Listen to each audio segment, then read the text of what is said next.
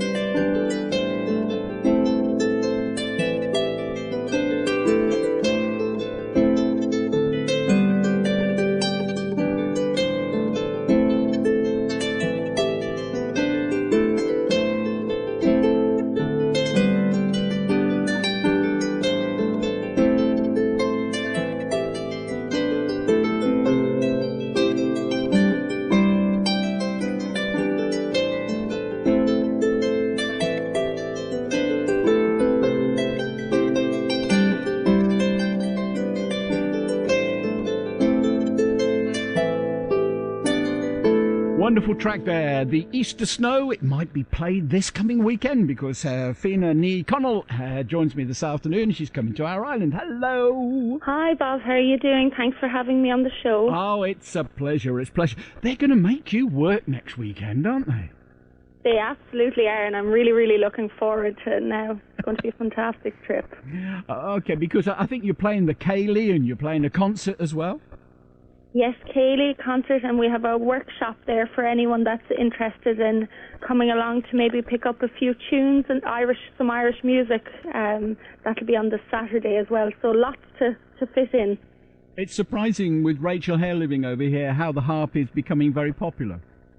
Yes, it's really growing, and it was only when I was talking to Padder that we realised that there is a great increase, I suppose, in the harp on the island. So I was delighted to get an invitation over, and hopefully I can share some of my experience and of the Irish music culture, I suppose, with the young Manx harpers over there.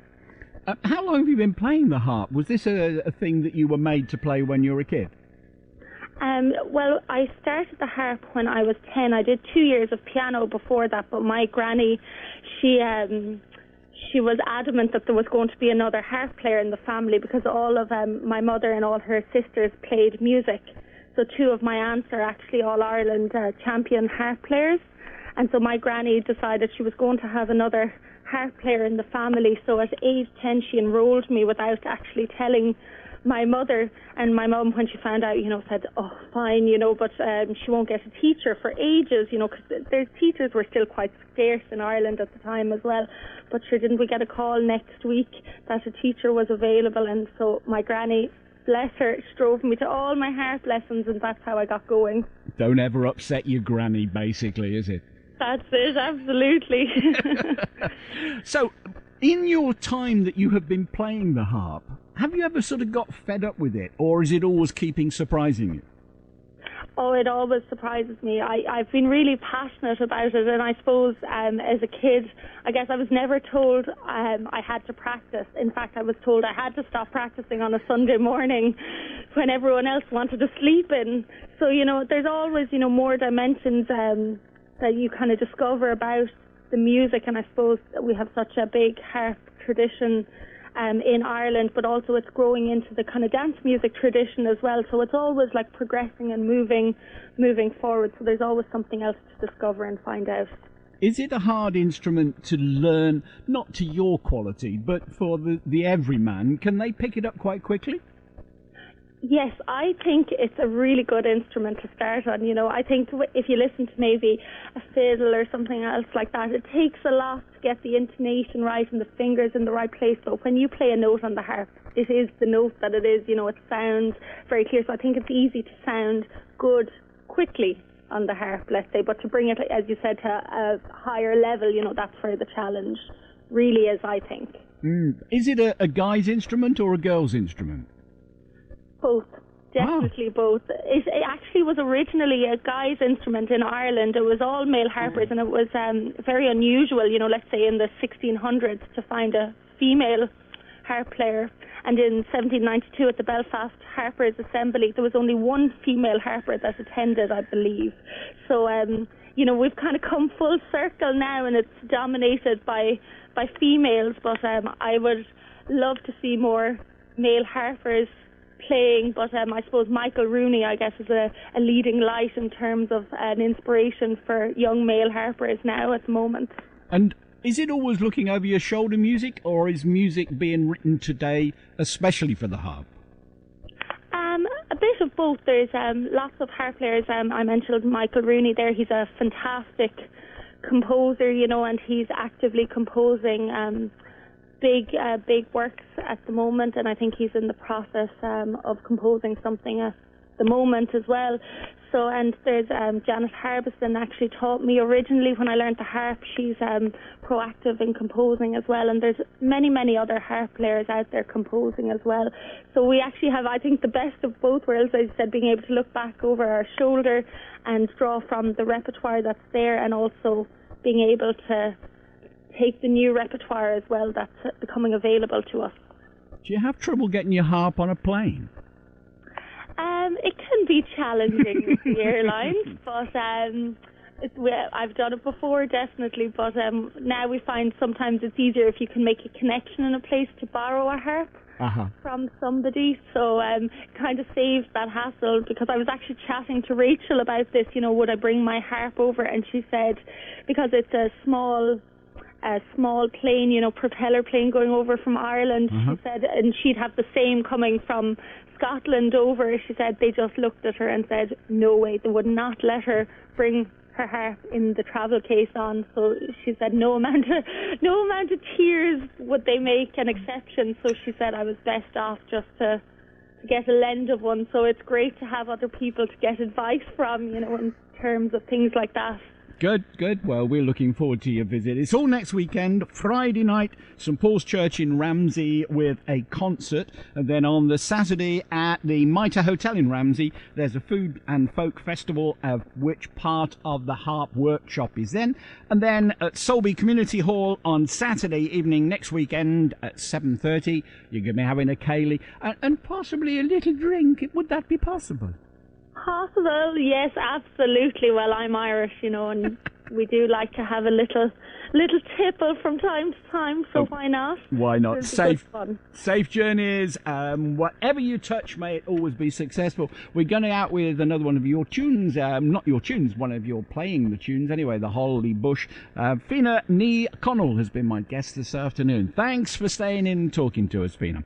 Lovely. Thank you very much for having me.